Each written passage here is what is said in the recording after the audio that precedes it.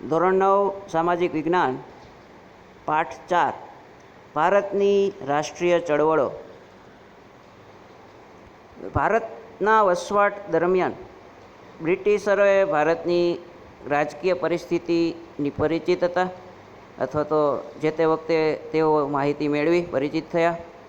ભારતની રાજકીય ખટપટો, આંતરિક નબળાઈઓ, આ બધી વસ્તુનો લાભ લઈ બ્રિટિશ ઈસ્ટ ઇન્ડિયા કંપની 1757માં બંગાળમાં પગપેસરો કર્યો. 1857ના સંગ્રામ સુધી, એટલે કે લગભગ 100 વર્ષના શાસન દરમિયાન પોતાનું આધિપત્ય જમાવ્યું.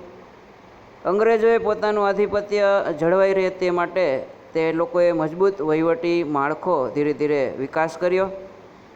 અંગ્રેજોએ સ્થાપેલો આ વહીવટી માળખાએ આપણા દેશમાં જે સમાન કાયદો, સમાન વહીવટ અને બ્રિટિશ પ્રણાલિકા અનુસાર એક આખું ન્યાયતંત્ર એ અમલમાં આવ્યું. આમ છતાં ભારતમાં રહેનારા અંગ્રેજોએ ઇંગ્લેન્ડને વધુ લાભ થયો, કેમ કે તેવા કાયદા અને વહીવટની તેમણે સ્થાપના કરી હતી. અંગ્રેજોના ખાસ કરીને ભારતના ભોગે ઇંગ્લેન્ડ છે એ સમૃદ્ધ થયું અને ભારતનું આર્થિક શોષણ છે એ સૌથી વધારે થયું હતું. આના કારણે જે તે વખતે આપણે ત્યાં 1857નો સંગ્રામ, જે આપણે 8મામાં અભ્યાસ કરી ચૂકીએ છીએ, તેમાં રાજકીય અસંતોષ, આર્થિક શોષણ થયું. સામાજિક અને ધાર્મિક પરિબળો અને લશ્કરી પરિબળો અને છેલ્લે તાત્કાલિક પરિબળો, જેમાં આપણે ખાસ જોયું હતું 8મામાં કે જે એનફિલ્ડ રાઇફલ જે દાખલ થઈ લશ્કરમાં, તો એ બધી બાબતો જવાબદાર હતી. તો આ સંગ્રામનો સૌપ્રથમ શહીદ મંગલ પાંડે હતો.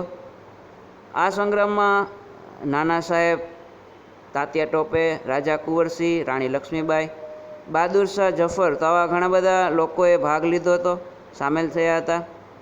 1857ના સંગ્રામના ઘણા બધા પરિણામો અને એની અસરો આપણે જે ઊભી થઈ, તેમાં ભારતની કંપની શાસનનો અંત આવેલો અને બ્રિટિશ તાજ છે એ સમયમાં, એટલે કે રાણી વિક્ટોરિયા જે ઢંઢેરો કે હવે બ્રિટિશ તાજનું હુકમ બધો ચાલશે, અને વહીવટી, લશ્કરી, સામાજિક, ધાર્મિક નીતિમાં બદલાવ વગેરેનો પણ સમાવેશ છે એ કરી શકાયો. 1857નો સંગ્રામ છે એ નિષ્ફળ જવા માટે કેટલાક આપણે નિર્ધારિત સમય કરતાં વહેલી શરૂઆત એ થઈ હતી.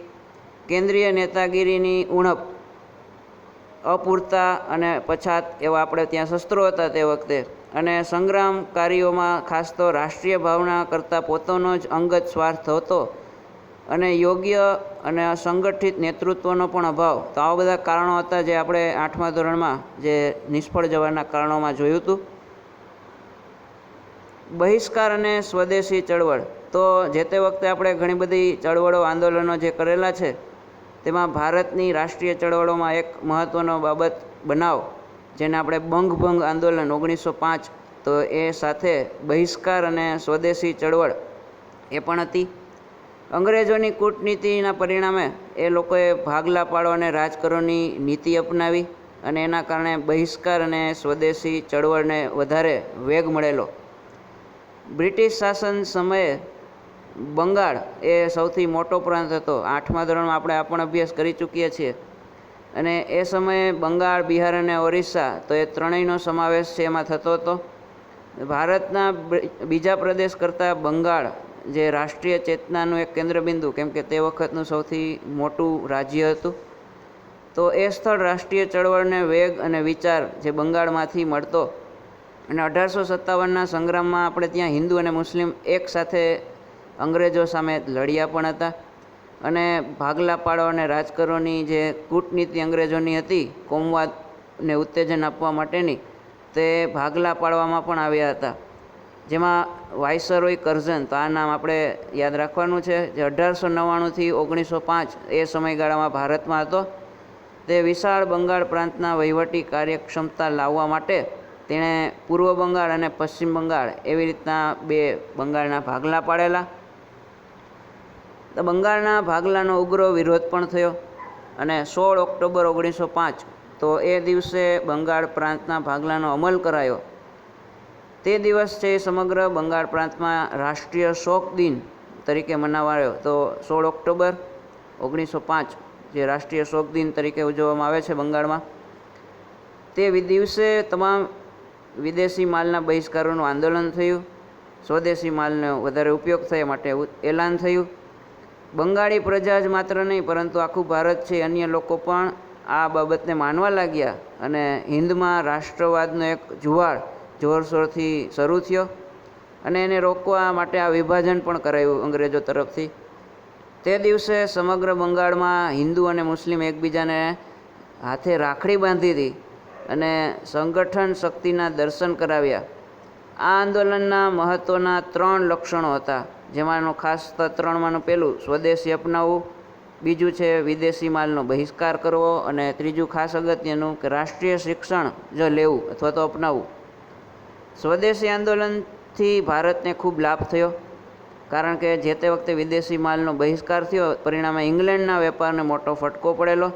માન્ચેસ્ટર જે સુતરાઉ કાપડનો ઉદ્યોગ તે જે તે વખતે બંધ થઈ ગયું. ઇંગ્લેન્ડથી જે આયાત થતી વસ્તુઓ જેમાં ખાસ ખાંડ, બૂટ, સિગરેટ, તમાકુ તો બધી જે વસ્તુ આવતી હતી આયાત થતી હતી એ ઘટી ગઈ અને જે ભારતમાં બનેલું કાપડ છે એ વેચાવા લાગ્યું, વધવા લાગ્યું અને સ્વદેશી માલ બનાવવા માટેના કારખાનાઓ આપણા ભારતમાં શરૂ થયા.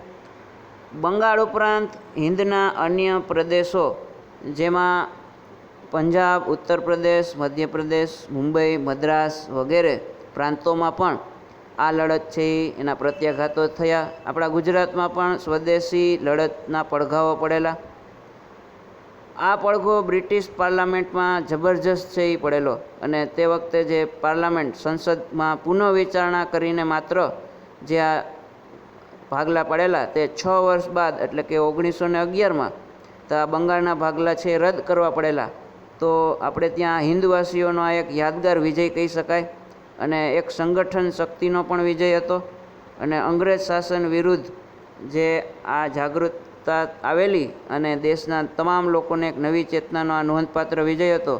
તો આ એક આ પહેલું એવી ચળવળ કહી શકાય જે આપણા દેશ માટે એક સફળતાપૂર્વક સાબિત થઈ હતી.